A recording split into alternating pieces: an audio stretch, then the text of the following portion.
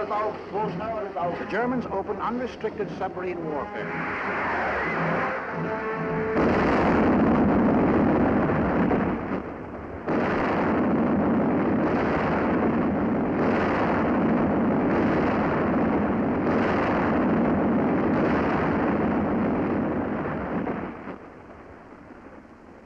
If today our Navy should make secure the seas for the delivery of our munitions to Great Britain, it will render as great a service to our country and to the preservation of American freedom as it has ever rendered in all its glorious history.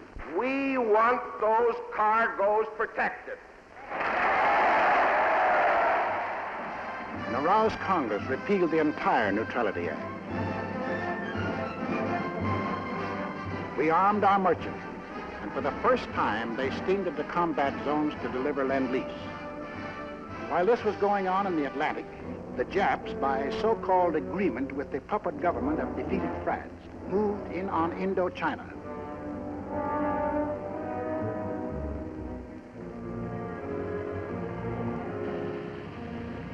There were now only two threats to their plan for conquest of Greater East Asia.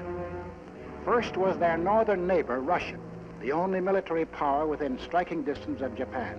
The Nazis were taking care of Russia. The second threat to Japanese conquest was us.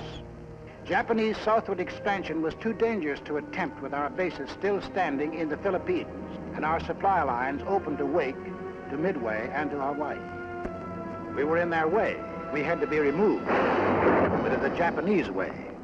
Off to Washington went Special Ambassador Kuroso on what the Japs said was a mission of peace, but carefully synchronized with his departure from Tokyo was the departure of a Jap task force under sealed orders, not on a mission of peace.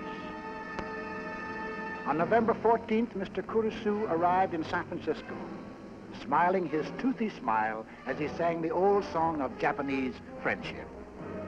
The Japanese were a peace-loving people. Their whole policy was devoted to the establishment of permanent peace in Asia.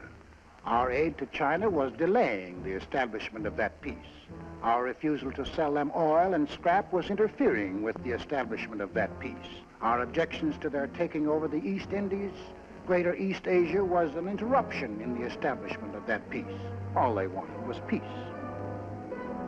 On November 17th, Mr. Kuroso and Japanese Ambassador Nomura were received by the President in the presence of the Secretary of State, Cordell Hull.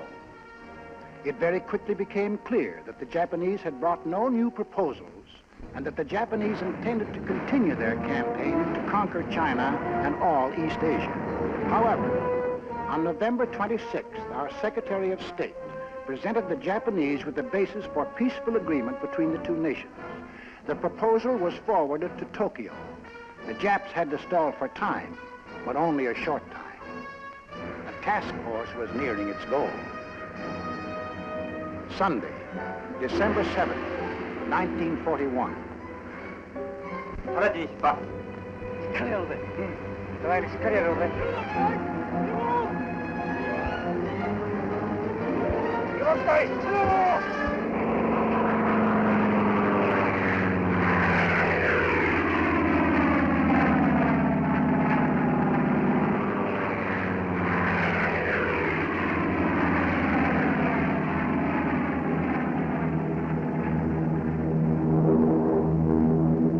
p.m. Eastern Standard Time.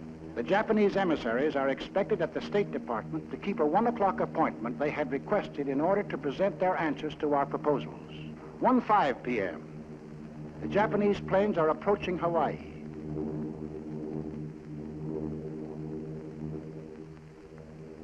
1:10 p.m. The Japanese emissaries telephoned to postpone their appointment until 1:45. 1:20 p.m.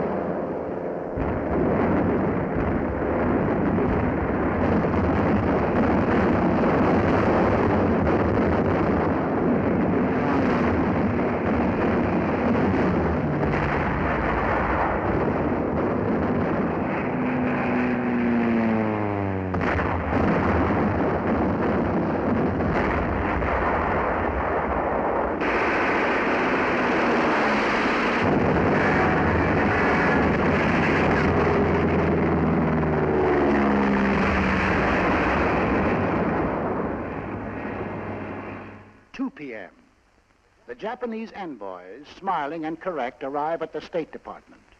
2:20 p.m.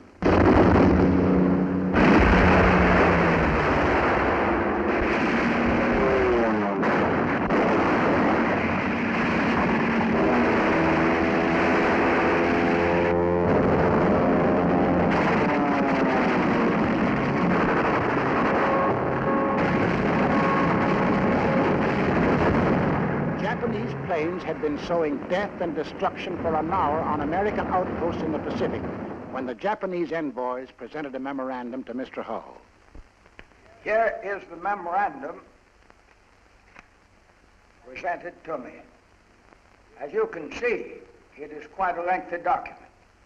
I read it hurriedly, discovering that it contained a recital of monstrous accusations against the United States, charging it, among other things, with, quote, scheming for the extension of the war, preparing to attack Germany and Italy, two powers striving to establish a new order in Europe, and ignoring Japan's sacrifices in the 4 years of the China affair, menacing the empire's existence itself, and disparaging its honor and prestige.